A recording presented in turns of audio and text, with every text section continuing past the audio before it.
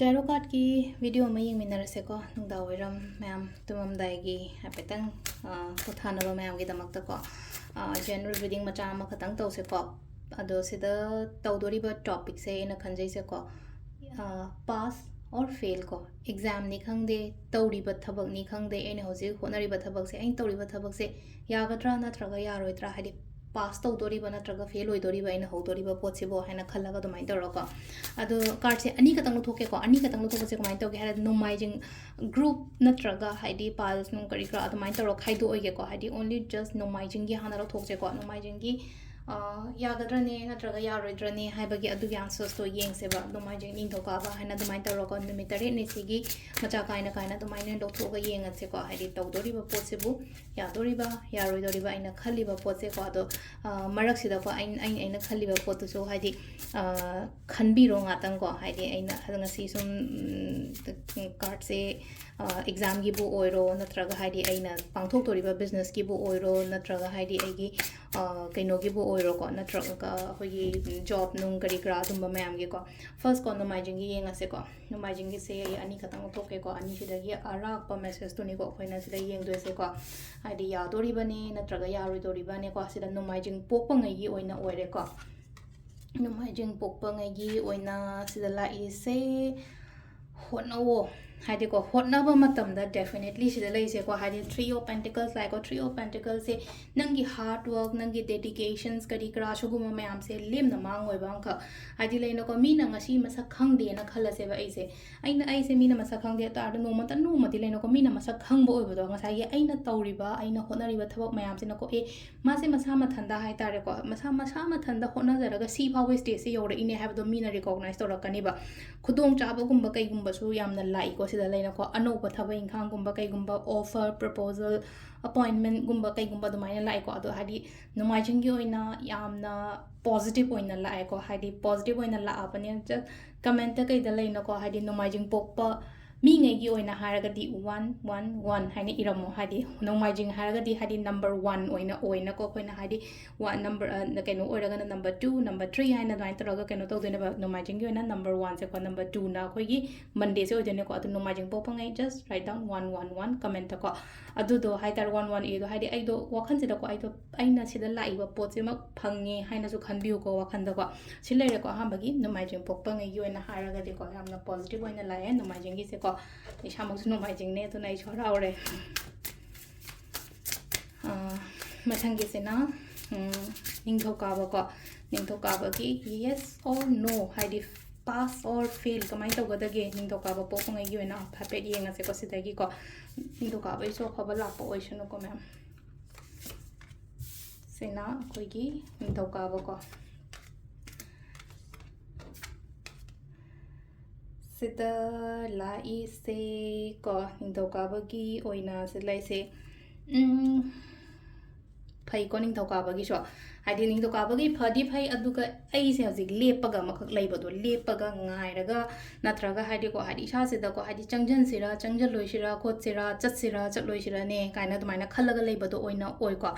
ado sida lei ko hadi ai jo lep thoga leiba ya de ko lep thoga leiba ya de ngasai gi ai ngonda leiriba ai gi inner worries ke ka adumba mayam do loina thado hadi yaudori haina khalloba sida ko hadi mana tongiba jahaz se toroga hadi chatlina ma je samudra sida hadi torban di yaudori bane ma'am seng haraga dinga sai gi samudra de gi hadi torban yo yauna ba chatoi ne ba sida leina ko lepa gadang leira nga sai gi magi wheels ama sida lei se hadi ungba ma changne na ko hadi yauna ba mamai leibani khangde nga sai gi magi kaino do hadi pandung pom do yauna ba idamak ta hadi aina hona bam changina sida hona ta na lepa ga lei se ko if aina si se hadi hona raga di hai tar hona raga di aina si leishalaga ai phajana tawraga di sida leina ko aina pamiba photo phangba oina oibodo adugi potse ko adon samna habda yoramdai da harasine ko yoramdai da ai se kadai don ma chattoine na khalase ko samna habda ai se kadang example loina kalching chattoine har kan thobal yoro kan ai talle na halapati yar kalching da yongno ba chattoine na ko aduni da sida hai se ko yoramdai du da ai tok thopa yade habane se yodore phangdore adu hadi se lep thopa yade ko kharaga hena ai comfort zone da gi thola ga thabak tawba tai ba like pa ba harase pari ba like to suppose ai haji pung manga pa na khaladi pung ni pan tha do खितंग को हादि मयाम दगी खरा थोइदो हेंदोंगना हेना पा तारने हेना तौ तारना आई मी खरागा मानदब ओइबनिना अइना हादि थबक इंखांग दा ओइरो अमा दा ओइरो मयामना तौनब मयामना थादरिबा effort दगी अइना हेना थादब अमा दमाइना को सिसिना अकोइगी केनोगी ओइरे को निंगथौकाबा नुमितकी पास और फेल की को मथंगिसिना लेबा पोपगे मु येमिनरसे को अदो निंगथौकाबा ngai oina haidi comment 222 iramo ngasai haidi aina khaliba aina pameba poto phangnabagi damakta ko mathangi sina akogi leba popa numit ko leba popa numit ki oina amuka card ni katang thokjage ko agi life sibu pass tawdoriba natraga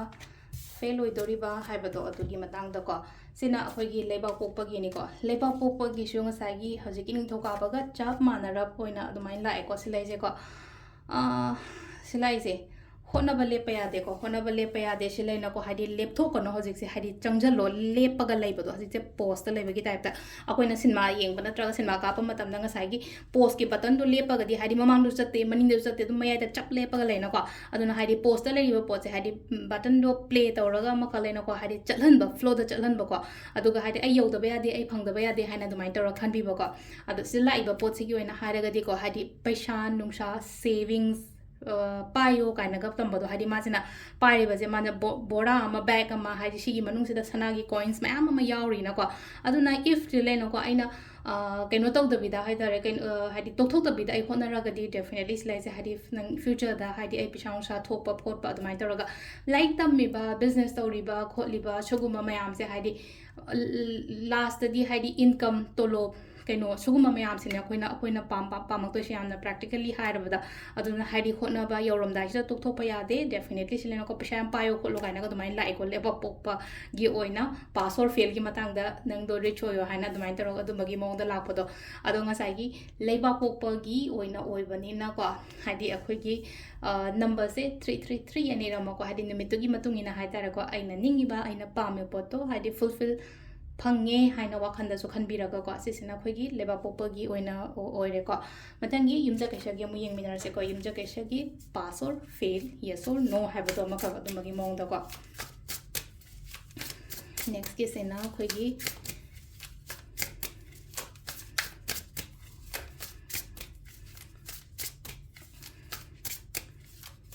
सेना को युमजा कैसागी ने को युमजा कैसा नुमितकी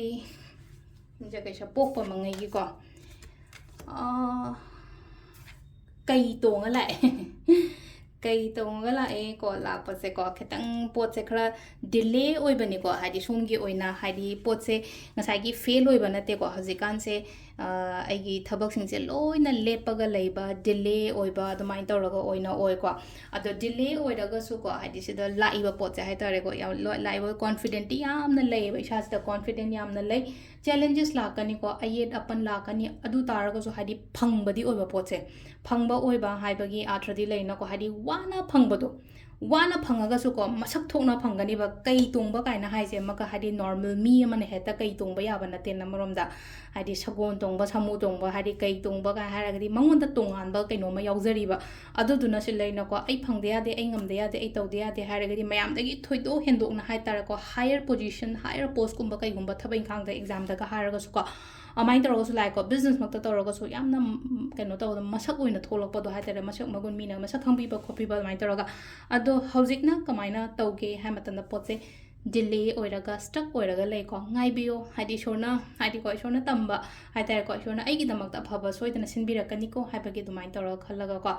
अदो सिदा लेरे सिसिना खोगी युमजा कैसा को युमजा कैसा गे ओइना हादि युमजा कैसा नंबर 4 ngasai na sum हादो 4 नंबर जे 4 से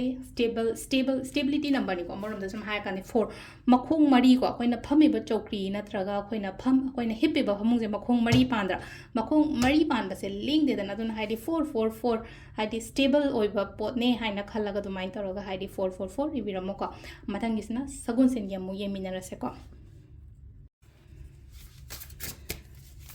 मथंगी से ना सगुन सेनमेट की सगुन सेनमेट की पास और फेल येस और नो हाइबदुने को से लाक्तो छे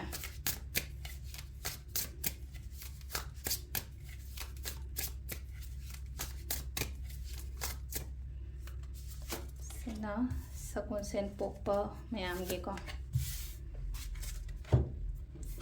sagun sen gi shida lady se ahan gi symbol ama la e adegi kaino amaka la e ko sida la e se na fazana la e se yam fazana la e hairaga di ko aina khanba aina ningba poto tawo hojik se mina haiba ko pana taba haidi mina hairak matam da ne nang toi thaba se oido mande ya do mande kaina khanba matam da hai tar ko yes ni ko definitely answers di ko sigi oina hairaga di yes or no pass to godra fail odra di pass to gani bas hoidana pass to gani aduga se le no ko ngasai gi nupi gi mani da lei ban mi le myam se satra phajana aduna haidi mapung phaba oina oibudo amaka complete fruitful oiba result kumba kai gumba dumaina lakpa oina oi ko life sida aduga amana sida lei ri base hai tar ko wadi yam ka han haidi haido kanu ai gi future planning oiro ai pe kha doine natraga ai thabak tamna doine ko toine kan haraga so ko kanam ta de khai gano ichin naw phawa hai gano ichin naw hadi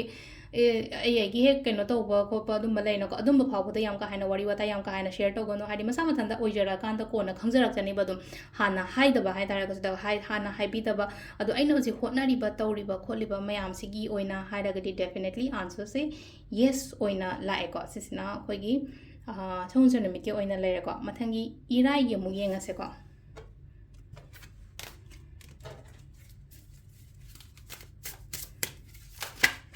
mathangi na irai gi da pass or fail yes or no hai bu ne ko adonga sai gi chung sen gi oina amu haira ga di ko number 555 comment de ibiramo ko chung sen ni nga sai gi hai di aina khaliba aina ningi bo do hai di thungna bai tamak ta numbers ko number series me am se so hai tar ko my meaning amamam loi lei ko to gi ni ko number ibiramo kaina hai se ko si sina irai gi ko irai gi yes or no ko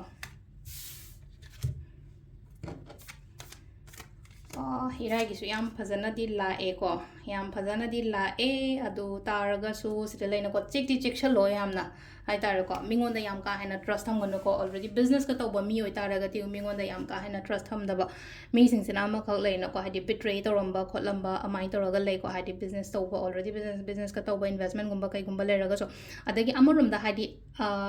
career natraga hadi kaino khoi gi exam ke ka thaga da ba khoka da ba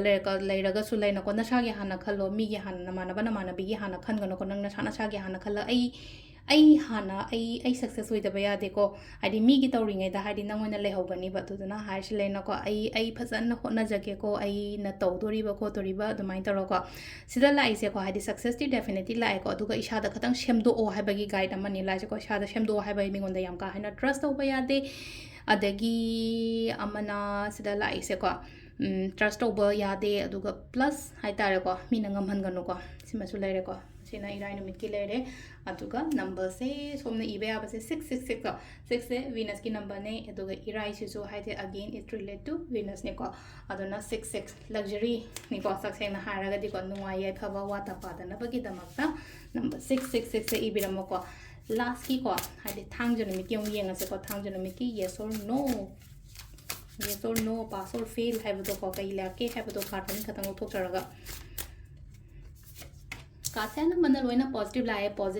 positive plus guidance ने को लाइ से last की थांग जो खतंग आए को थांग जो गी ओइना यस और नो को yes or no yam phajana la thang jagi se leina ko ngasai gi aingon da khudong chaba lakpada na tan ko ishor na su dama ma chanbi ba oina oiba do do oina oi ko thang jo pokpa mi ha di hotna raga chaw hai ba kang bu ni ko ma sana thanda hotna jaraga nangi hard work nangi dedication suguma ma am je ko maina ne ko like if you are very hard working person then definitely nang mai pa ka ne ba aina kem ta thang jo po ga ngasai ai kem ta suning da ba numning da ba mi oi ta raga di kem ta phangoi ko aina je hai ga ha di aina hard work taw raga di definitely engonda dama ma phangbo oina oiba do silai se ko tawdoriba taw lak doriba growth dama ma leigani ko atu growth ta nate hadi khudong chaba gumba su yam lao haina piri ko adu saturday gi oina just comment ibiramo 777 hai tar ko sil laiba message se hai tar ko ai na phangabane haina wakhanda khallaga ko atu sida lere video se share to biro ma'am thank you